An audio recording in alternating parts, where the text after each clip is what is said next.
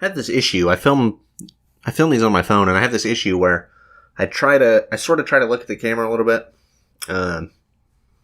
but it's just always off.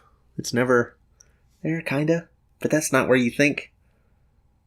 I mean, that's not really where you think it's at, but kind of by context. Now it looks like I'm looking off into space, but I'm looking dead ass right where the camera's at. Anyway, we're talking about a book. So, Hell's Angels, Hunter S Thompson. I hope to make this a mainstay because I'm constantly reading books, and as of right now, for the most part, there's no content that I do that I plan on incorporating a lot of this shit into,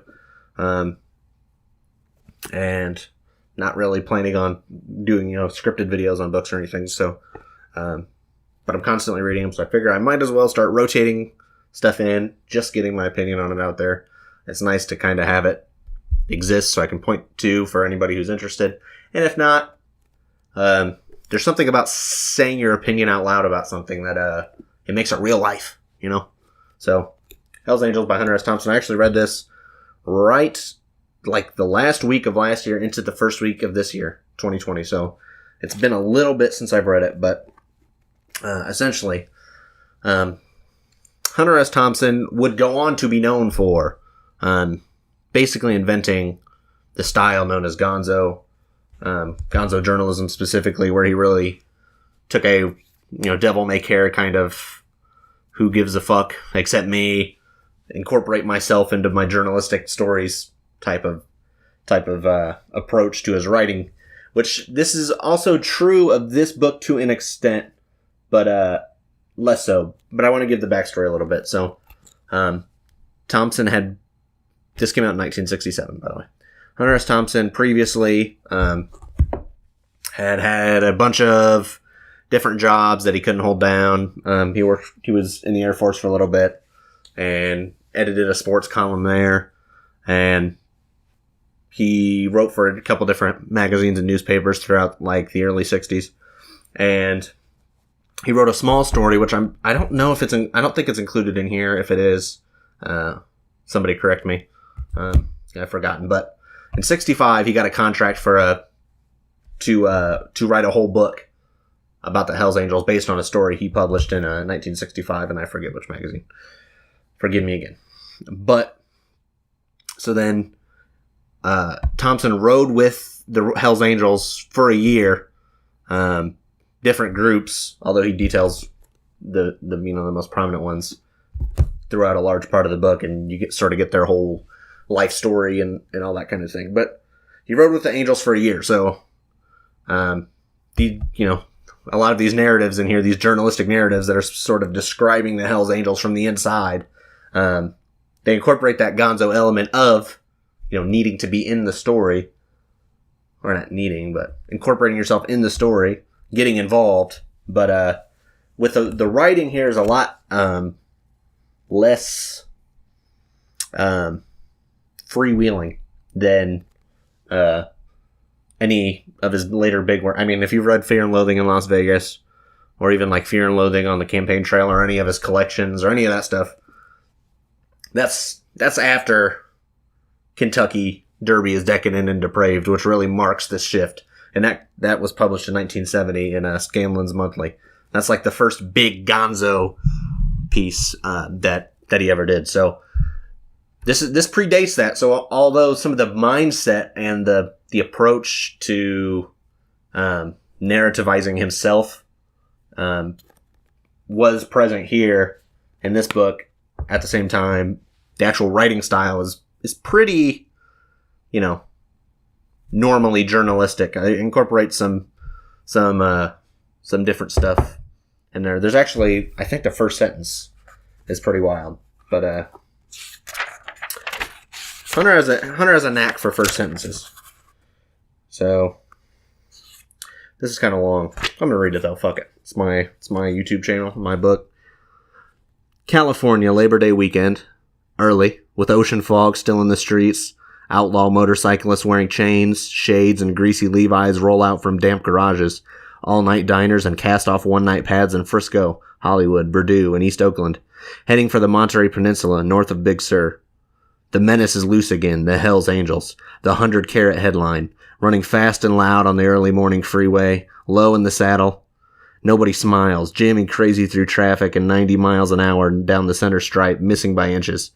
Like Genghis Khan on an iron horse, a monster steed with a fiery anus, flat out through the eye of a beer can and up your daughter's leg with no quarter asked and none given.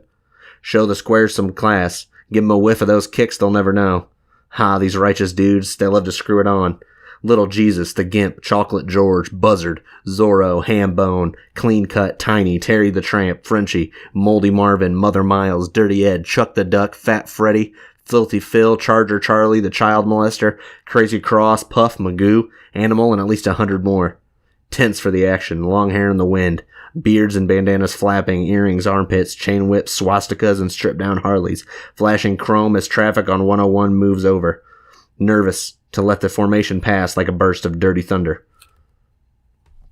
So, very not journalistic, as you might normally think of it. But that sentence is also, it's a fantastic sentence, and it's a long sentence, and it sets the tone pretty much perfectly. But the point I wanted to make was that it's sort of an outlier. A lot of this is very, it's a lot more straight journalistic than you would expect from Thompson if you're familiar with his more famous work. But this was his big breakthrough. He wrote it when he was 30. Or it came out when he was 30 anyway, in 67, like I said. And it basically details, the beginning really goes into a lot of the journalism around the Hells Angels first, and then it gets into where the, I can't think of the word right now.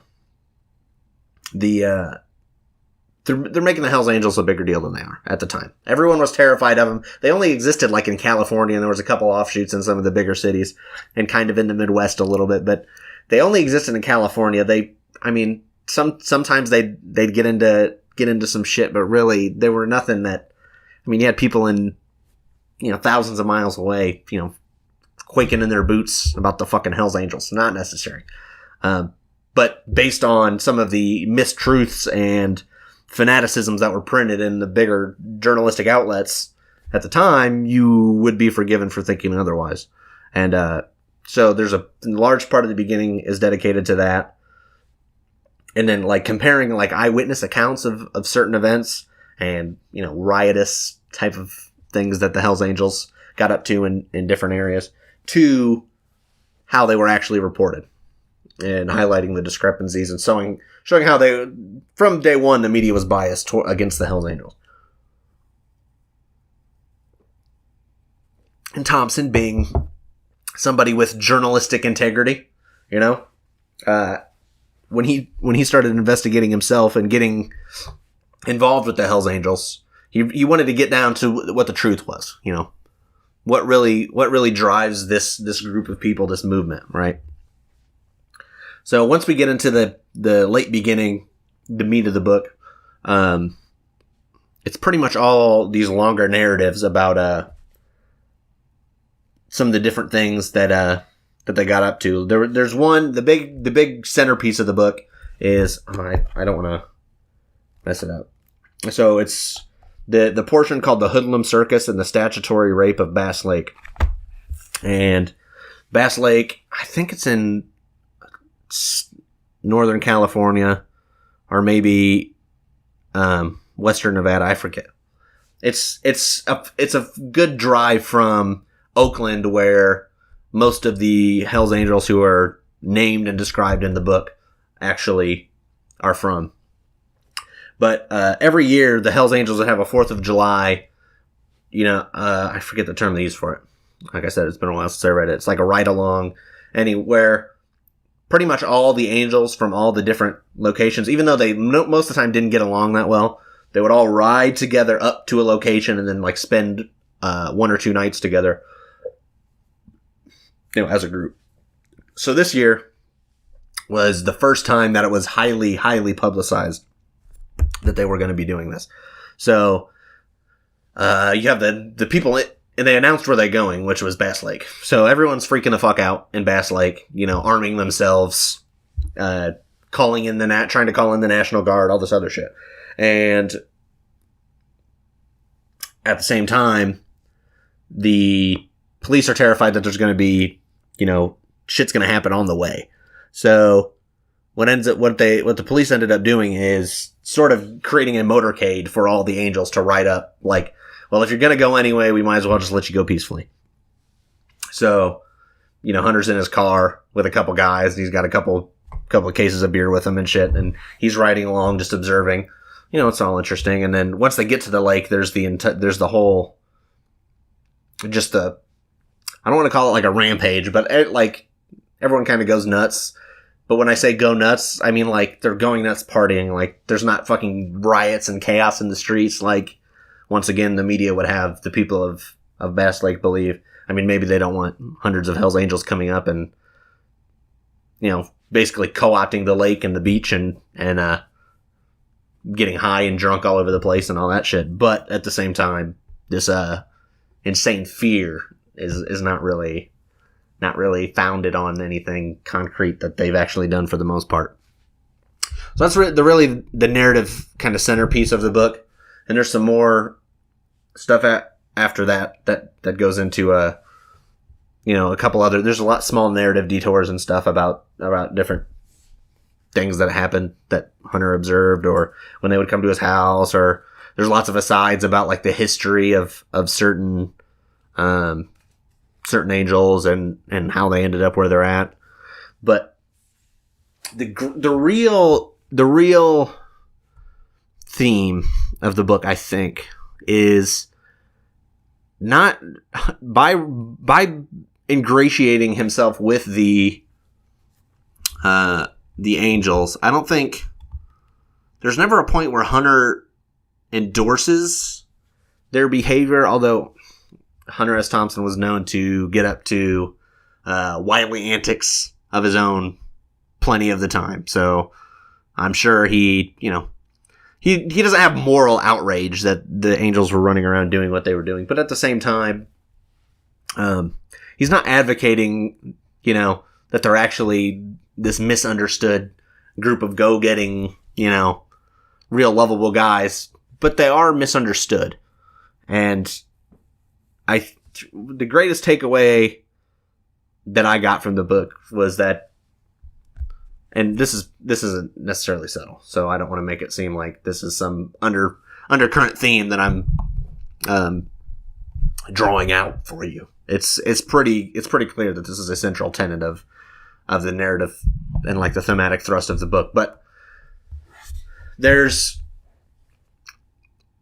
a willingness on the part of the system, the citizens, as the Angels would call them, the government, the police. The Hells Angels are the product of a lot of things. They're a product of a mutual desire to have something to grab onto and something to belong to, and like the frustration of being labeled as outcasts individually, or the frustration of being assumed to be a certain way just because they ride a motorcycle and all this other stuff. That's what really binds them together. So the Angels, they may not have been at the time of the writing of the book, the most lovable group of people in the world, but the willingness that everyone else had to sort of cast them off and act like they just sprung up out of nowhere is really the central frustration, I think, that Hunter had with the entire situation surrounding their existence. Just because I think this is true in general, it's still true today, but society is willing to create unsavory people systematically,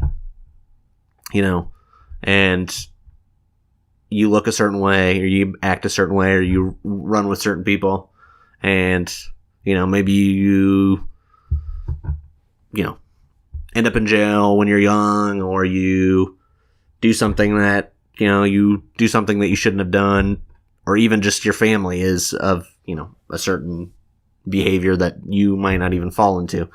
But we're willing to throw away the worst of ourselves, societally. And then when they start to band together and, they come out as the Hells Angels, there's this shock, like, oh, what could have possibly happened? Where is this coming from? What's the issue? And just the pearl clutching, terror at the fact that there's these raping, violent, hoodlums riding around on their Harley Davidsons, furious at the society that threw them away. And they're like, oh, how could this have happened? I think Hunter was disgusted with that too. Just the willingness to deny, any culpability in the kind of people that the system produces, right? And the terror with the Hells Angels was so ever present that it stigmatized motorcycle riders in general. So during this time period, like, insurance rates on motorcycle drivers went up. There's a couple accounts in the book of cases where there's just some guy. He's not even a member of the Hells Angels. And that's another thing I'll get into in a second. But there's, guys who have nothing to do with the Hells Angels riding around on a motorcycle getting pulled over just because they're riding a motorcycle. And it's so unsavory because the Hells Angels exist that how could, there's got to be something uncouth going on, right? But there's also part of what prompted this great, like, national fucking scare of the Hells Angels even existing kind of is prompted out of all the copycat groups. Like, in the actual Hells Angels themselves were a very small group relatively compared to, there's a biker gang with fake, Hells Angels patches in New York or in Tampa or in, Minneapolis or wherever the hell, right? So, and they all get lumped in together. Which, I mean, is probably mostly the fault of the reporters reporting on it. They want to, get everybody nervous and scared about it, sell some papers, sell some magazines, but it's just part of this entire groundswell of how could these people exist, and what right do they have to go around doing what they do? So I say that relatively sympathetic to the Angels, but at the same time, like I said, it's not really. Thompson didn't want to. He wanted to observe the Angels from the inside to correct misconceptions about their behavior, but at the same time, he didn't egg them on, or he didn't endorse their behavior as much as put, some actual truth to what was being said about them. And I say truth because Thompson has another book, Fear and Loathing on the Campaign Trail in 1972. And in that campaign, the Democratic candidate was George McGovern. And I think it was campaign manager, was Bill Mankiewicz. And I'm sure I'm saying that wrong. But he famously called Thompson's book the least factual, most truthful account of the election. So maybe these people reporting on these Angel incidents were being factual. There's been this many motorcycle arrests, there was this much property damage, this and this, but at the same time, there's a truth they didn't want to confront about the Angels. And I think Hunter in this book sees that, calls it out, and then flips it and says, this is the truth. And I gotta get in there to find it. And maybe You know, maybe me hanging out with the Hells Angels, getting high and slamming kegs, you know, isn't journalistic. But if the alternative is, you know, what everybody else is doing, then I'll take the former, right? And it's almost poetic because Thompson's time with the Angels ended when there's a famous incident that is described in short and a little bit in the book. There's a famous portion, I forget the show, forgive me. I think it was CBC, a CBC channel show where they had people on and interviewed. But the clip is like 3 minutes, but they had Hunter on and they were asking him about the book a little bit. And then they have one of the Angels write in that was involved in this incident I'm about to describe. And, you know, I think it was a surprise to Hunter. I don't think anyone told him. But, sorry. So, the incident in question, I guess, involved and a certain Angel, and this group isn't the one that Hunter was with most of the time. There was one or two guys that knew him in this group, but most of them didn't know Hunter S. Thompson. I think they knew that he was a writer. You know, they weren't friends with him or anything, as much as he was friends with any of them. They weren't, you know, amicable towards one another as much. And this guy was beating this dog, and one of the Angels was beating a dog, and Hunter spoke up and tried to stop him or whatever, and everyone fell in on him. Because there's actually one of the central tenets sort of Angel behavior is that if one, they always, it's like fight first, ask questions later, right? Like if Bob gets in a fucking fight, you know, we're all in it, we got his back. Doesn't matter why. Doesn't matter if he started the shit, we're in it, you know? There's not a lot of, it's a very, you know, they're in it together. They found solace in each other as a group from everybody else. So if a citizen is fucking with Bob and there's a fight, doesn't matter, Bob's in the wrong, we got Bob's back. You know what I mean? If, you know, we'll figure it out after. Fight, ask questions later.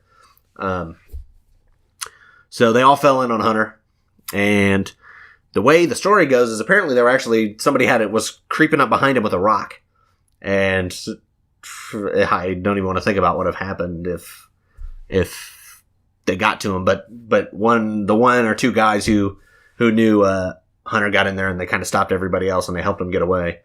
But word got around and that was pretty much the end of writing with the Angels for Hunter Thompson. And I don't know that he wanted to anymore in the first place, considering he had already been with him for a year anyway. But,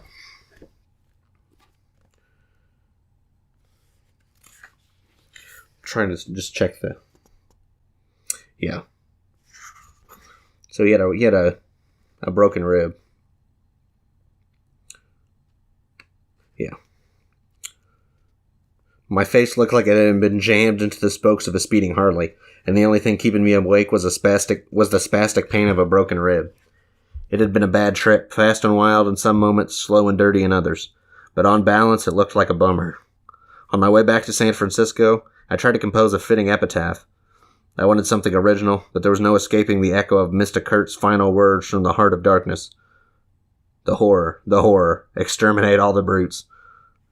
So, Hunter Thompson's fond of quoting Joseph Conrad for one thing, but second of all, you see that at the end, he still